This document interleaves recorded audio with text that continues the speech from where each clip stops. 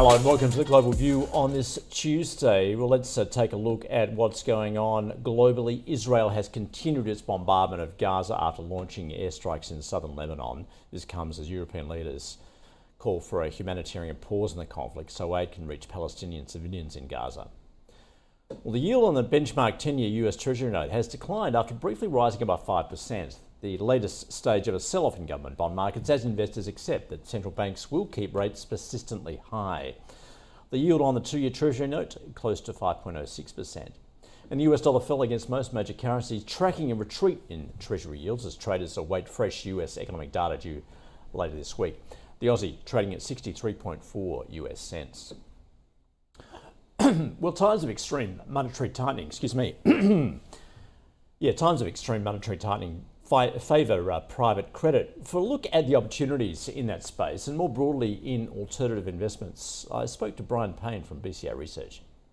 Well, like you said, Treasury yields have jumped quite a bit over the years. You're looking at less than 1% to 5%. So you're looking at yields on, say, private credit, direct lending, kind of similar direct lending strategies, just lending in general. You've seen a pretty notable difference today versus 18 months, 2 years ago, just from that rise in yields in general from the reference rates. We do expect spreads to start widening over the coming kind of quarters and years here with some of the challenges on the growth side because of the rise in Treasury yields. But for now, we see lending as being one of the more prosperous or profitable strategies going forward, something we really haven't seen in the past couple decades. All right, so specifically then private credit. Just talk us through then what you're seeing in that space. Yeah, so as most folks know, there's been quite a bit of interest. At least the headlines make it seem like there's been a lot of interest in private credit, more so direct lending strategies in general, where you are typically senior in the capital stack, lending to middle market kind of funds or middle market borrowers, excuse me, that may have a challenge accessing the syndicated market, but also the fact that they like going to direct lenders overall because of the flexibility it provides them, even if they are paying a little additional yield. So direct lending, more senior debt kind of structures are very opportunistic right now. We'd say even the junior debt side of things being subordinated, and whether that's mezzanine or maybe that's second lien kind of lending in general, that those also look like you're getting a pretty good margin of safety going forward here. So when you mentioned obviously direct lending, so you're seeing, well, investors seeing that as attractive, obviously because of a steady income and all, but also that relatively low risk. I wouldn't say there. I think the risk side of things gets a little overstated. You just haven't been as tested in direct lending as maybe one would hope for, given it really came onto the scene in 2007, 2008. As kind of taking a lot of share from the banks, given regulatory kind of changes overall.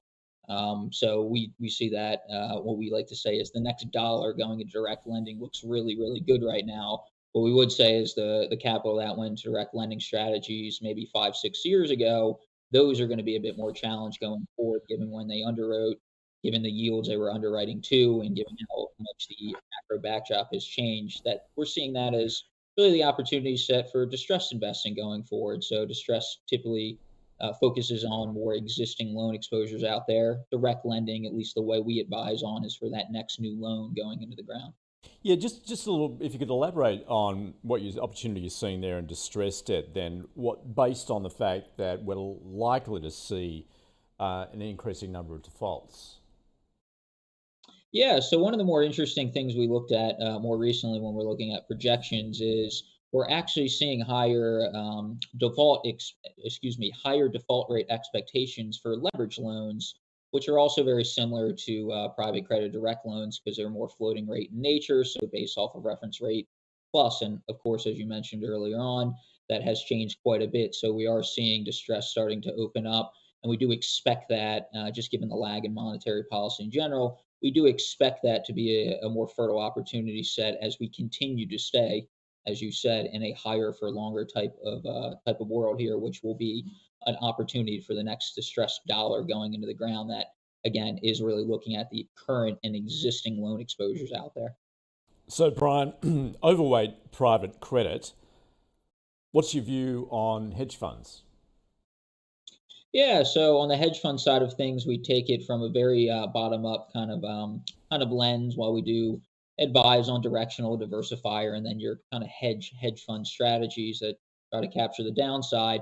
We really do look at it from the sub strategy level, and it might be a little it might seem a little odd that given our macro outlook, given the more challenged growth environment, that we are more positive on the directional strategies such as long short equity event driven. Those are two strategies we're very positive on, just given the dynamics from a market structure standpoint.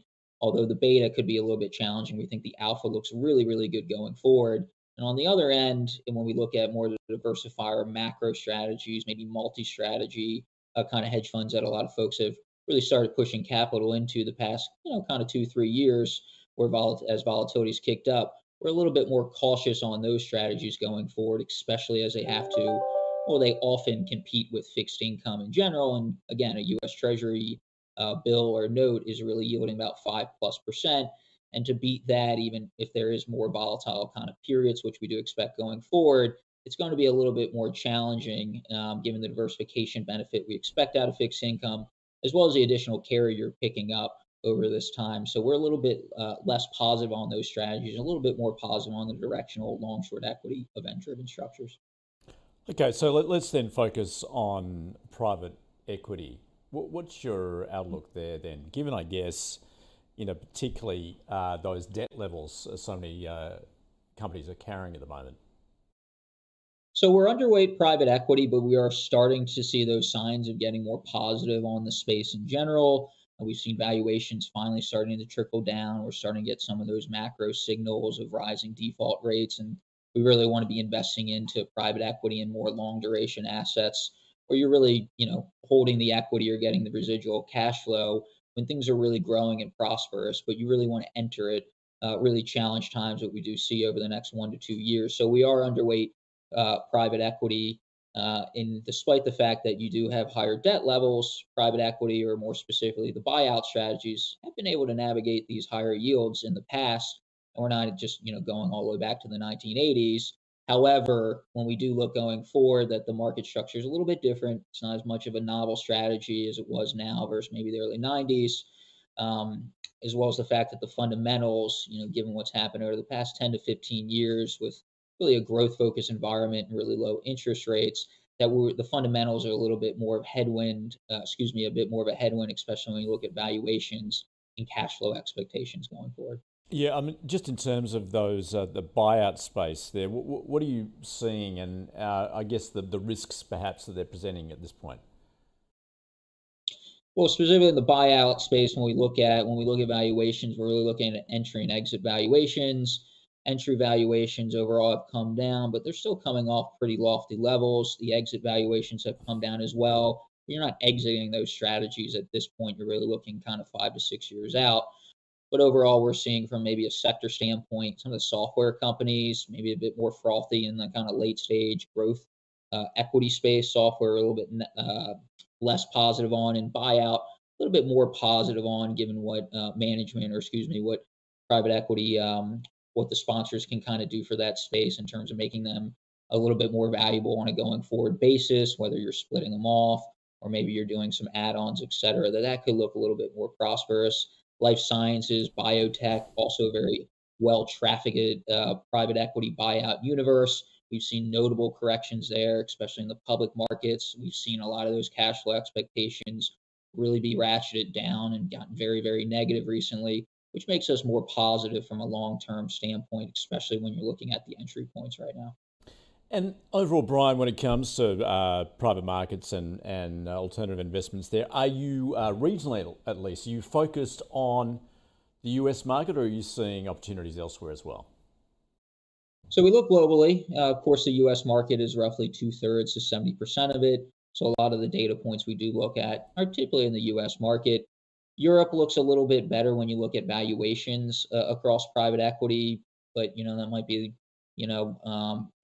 say it's a bit more for the fact that they have a little bit less technology or some of the other arenas. Venture capital within Asia, we've seen notable corrections there, really going back to kind of 2017, 2018. Everyone knows the geopolitical issues kind of going on, specifically between the China and US. that really started filtering its way in the data as well as the performance and valuation side of things. So we are growing a little bit more positive there. We're neutral just given some of the capital flight risk we've highlighted before, but we are starting to get a little bit more positive there because we think a lot of things have been flushed out there. And then outside of China, within kind of Southeast Asia, lots of interesting opportunities. So we'd be a bit more positive there. But overall, our Asia outlook is a little bit more dominated by China. Payne from BCA Research. That is the global view on this Tuesday. Stay with us. The Open just around the corner. Stay with us.